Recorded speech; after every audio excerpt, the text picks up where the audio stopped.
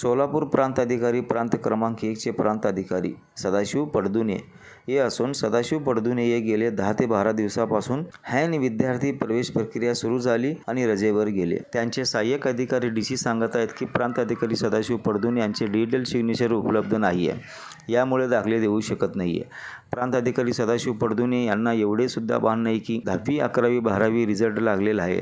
आता विद्यार्थी यांची प्रवेश प्रक्रिया सुरू होणार आहे। प्रवेशासाठी जाती दाखला नॉन क्रिमिनल दाखला अत्यंत महत्त्वाचा आहे।